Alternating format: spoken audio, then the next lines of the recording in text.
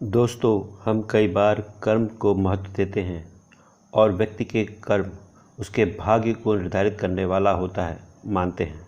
तो कभी अनंत प्रयासों के बाद मिली हार के बाद अपने प्राप्त फलों को भाग्य का नाम देते हैं और कहते हैं कि जो भाग्य में होता है वही मिलता है।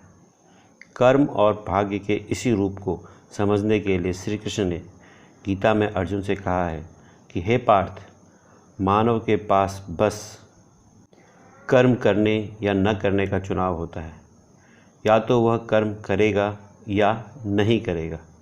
कर्म करने की बात उसका फल क्या होगा, यानी कि कर्म फल व्यक्ति के पक्ष में होगा या नहीं, या फिर कर्म न करने के फैसले के बाद क्या होगा, यानी व्यक्ति को उसके भाग्य के अनुसार कैसा भाग्य फल मिलेगा, यह उस व्यक्ति के हाथ में नहीं होता।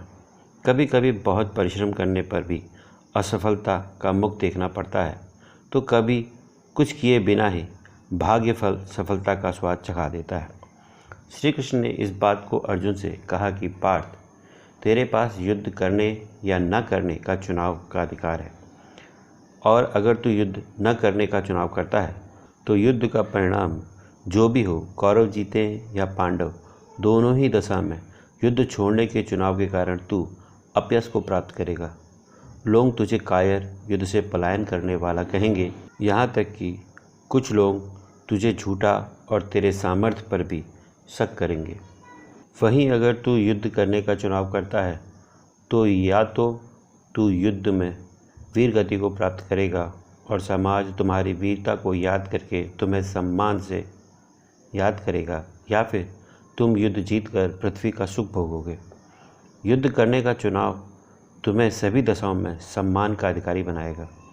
मित्र, युद्ध करना है या कर्म करना है, यह केवल एक बात पर निर्भर नहीं करता कि वह सभी दशाओं में सही होता है, परंतु जो बात श्री कृष्ण ने कही है उसमें एक महत्वपूर्ण बात को लोग भूलकर कर्म करना ही है यह समझकर सभी कर्मों में लिप्त होने लगते हैं।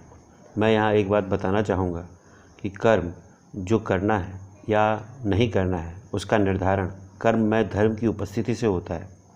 व्यक्ति को वही कर्म करना चाहिए जो धर्म संगत हो, और धर्म, जैसा कि मैं पहले ही बता चुका हूँ कि धर्म वही है जो समाज के लिए कल्याणकारी हो। व्यक्तिगत स्वार्थ का कर्म दुर्योधन और धृतराष्ट्र के कर्मों की भांति अधार्मिक हो जाता है।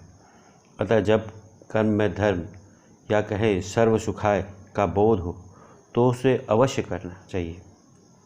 वहीं कर्म में व्यक्तिगत सुख या इच्छाओं की पूर्ति हो तो उस कर्म को न करना ही बेहतर है, क्योंकि उस कर्म में अधर्म के सभी गुण जैसे अहंकार, क्रोध, वासना, मोह आदि होते हैं, जो ईश्वर की इस दुनिया में विष के समान घातक होते हैं। यहाँ याद रखें, विष सदैव बुरा नहीं होता, परंतु विष कब अच्छा है और कब बुरा, यह समझ शांत चित्त में सर्वयुक्त मन में ही होता है।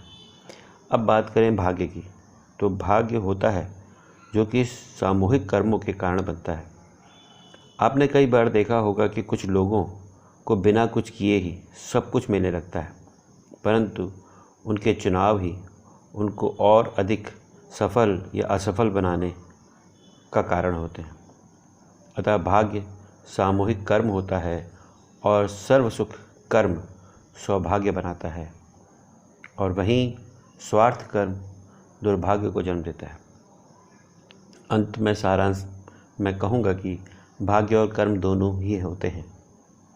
हमें अपने कर्मों का चुनाव धर्म के आधार पर और भाग्य के लिए सर्वज्ञ का ध्यान करना चाहिए, और जो मिले उसमें निष्ठा एवं सर्व सुख की कामना के साथ सहयोग देने का प्रयास करना चाहिए, और जो सबके लिए सबसे बेहतर होगा वो उन्हें मिलेगा।